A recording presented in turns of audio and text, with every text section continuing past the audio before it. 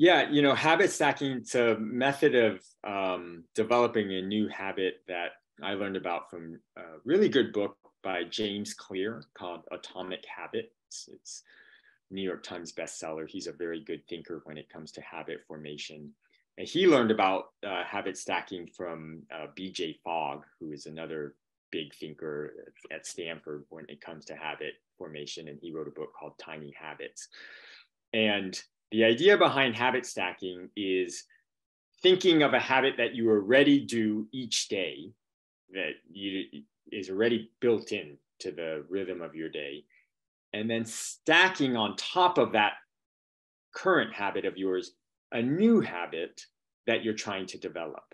So essentially, your current habit serves as the trigger for a new one that hasn't fully kind of set in yet. So let's just take an example. Okay,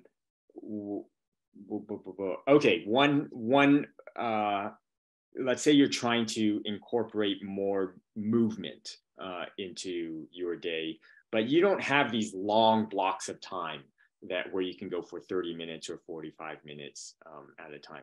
Well, let's just think of one thing you do every day. Well, you go to the bathroom, right? You relieve yourself.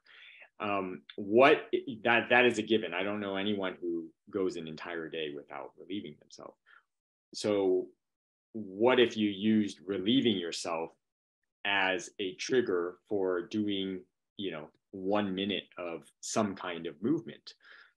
This was something that actually I did in my own, that I do in my own day is I don't particularly love push-ups or pull-ups or sit-ups. But if I only have to do like 15 or 20 of them at a time, I don't mind them. And so I will use going to the bathroom oftentimes as my trigger for just doing a set of push-ups or burpees or something like that. Another example of habit stacking is using the moment you finish dinner, right? Your last bite of dinner, your last bite of fruit, say fruit as your dessert, that becomes the trigger for brushing your teeth, and by using that now as the trigger for brushing your teeth, you are that much less likely to snack in the evening. And I found that to be very helpful. Well, let's see, another example of habit stacking could be as soon as, let's see, something you do every day in the morning. As soon as you brush your teeth, that's when you put on your shoes and go for a 5-minute walk. So you're not currently walking in the morning, or you're not currently doing any exercise in the morning. Think of something you do every morning that you do without fail, and then just start to link putting on your shoes and going for a walk to that current habit. So that's the idea of habit stacking.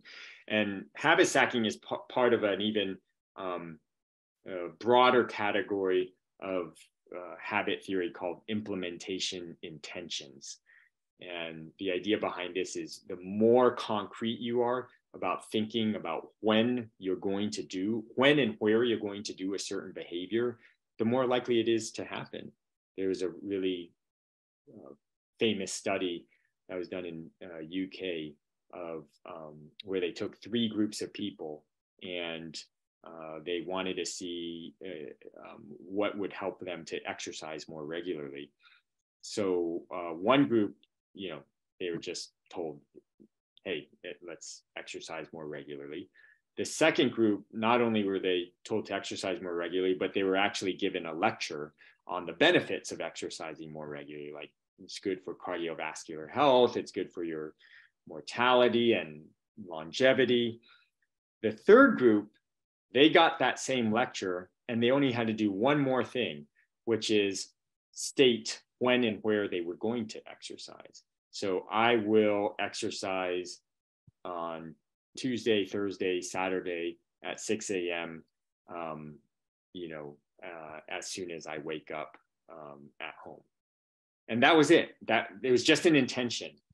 The percentage of people in the first 2 groups who exercised at least once per week in the next few weeks was about 35%, about a third of the people. And what was interesting is that it was the same whether they got the lecture or not.